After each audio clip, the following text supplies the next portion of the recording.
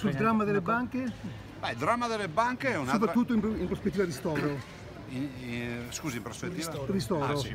Ma guardi, io penso che chi oggi ci governa si è preso una bella responsabilità, visto e considerato che entrambi i partiti si sono proposti e hanno incontrato i cittadini anche domenica rispetto a quello che è il ristoro di 205.000 azionisti, o meglio risparmiatori che hanno perso tutto. Penso che sia ragionevole, al di là di tutte le vicende dei tribunali, pensare che se c'era qualcuno che doveva controllare fino in fondo. La partita è una partita intricata, il danno è un danno grave, si dice che con 1,5 miliardi si potrebbe chiudere la partita transando con tutti. Io spero che si trovi una soluzione a livello nazionale, tutto il territorio se l'aspetta. Io sono anch'io azionista delle due banche, tra l'altro. Lei Rucco cosa dice a riguardo? No, condivido in pieno, devo dire che faremo pressing sui ministri, anche il ministro Vicentino. Ricordo che abbiamo un ministro di Vicenza, Erika Stefani, che sicuramente farà gli interessi anche dei vicentini e quindi di tutti i risparmiatori danneggiati, e credo che ci debba essere una priorità assoluta rispetto ai risarcimenti.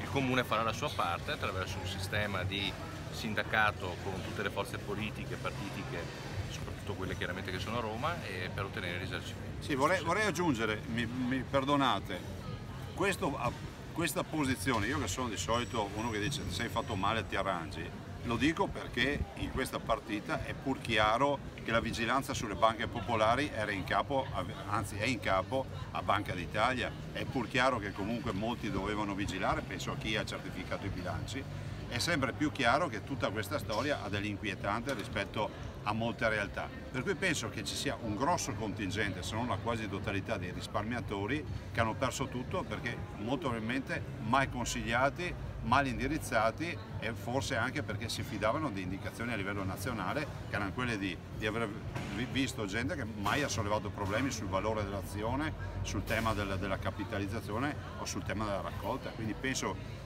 quando incontro un pensionato e dice ho perso tutto e poi vai a vedere il suo deposito titoli, ha solo quelle azioni, non è che faceva l'operatore, si capisce insomma che qualcosa non ha funzionato. Per indagare sui problemi delle due popolari venete, la città di Vicenza e i vicentini soffrono di questa cosa. Quali sono i prossimi passi da parte della Regione verso il governo nazionale nuovo che si insedia per tutelare tutti i cittadini che hanno perso i risparmi, perché diciamolo una volta per tutte, molti di questi erano risparmiatori e non investitori, quindi cosa fa la Regione da qui in avanti con il nuovo governo?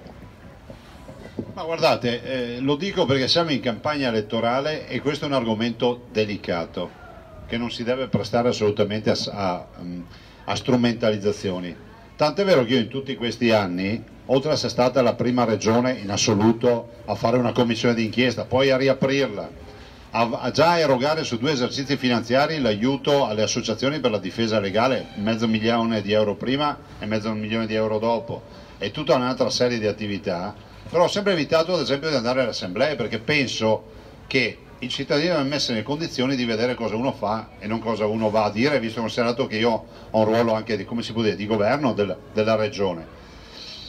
Penso che i presupposti ci sono per riconoscere una cosa. Io non, se devo essere sincero fino in fondo, penso che oggi dobbiamo guardare l'obiettivo. L'obiettivo è quello di ristorare i risparmiatori che hanno perso tutto. Poi possiamo discutere, penso sia anche legittimo farlo, tra un risparmiatore che ha avuto, che so, come si può dire, una perdita totale delle sue risorse e che poi andiamo a vedere il suo deposito titoli per 20-30 anni aveva solo quell'azione, oppure il risparmiatore che non è un risparmiatore, è un investitore, uno speculatore, che vai a vedere il suo deposito titoli e ti accorgi che questo faceva trading di borsa tutti i giorni e tra le tante robe aveva anche le azioni delle 2 banche popolari. Lo dico perché ci sono anche questi casi. Allora, penso ai lavoratori, penso alle famiglie che hanno perso tutto, penso ai pensionati, insomma, penso che la priorità sia ristorare il popolo. Allora, noi sappiamo che la vigilanza sulle banche popolari ce l'ha la Banca d'Italia. Finché facciamo baruffe in casa, a Roma se la godono. Finché facciamo baruffe a casa, a Roma se la godono. Allora, se l'obiettivo è quello di ristorare del danno chi ha avuto il danno, penso che il tema sia un tema che dobbiamo portare a livello nazionale. Abbiamo capito che le cause giuste, io non discuto delle cause, sono anch'io azionista delle 2 banche, ho perso tutto, ma dico che le cause andranno a intasare sicuramente i tribunali e assisteremo tutto a sto valzer di è competente Tizio, è competente Caio, e intanto Roma sa che passa il tempo. Noi dobbiamo chiedere invece al governo a latere, ma parallelamente, che avvia un progetto per, diciamo, ristorare chi ha perso tutto. Le associazioni mi dicono: ma 1 miliardo, 1,5 miliardi transando potrebbe essere la cifra di riferimento per i risparmiatori. Penso a un progetto che potrebbe essere pluriennale, penso al fatto che comunque il governo ha qualcosa da mettere in piedi su questa partita. Se non altro perché?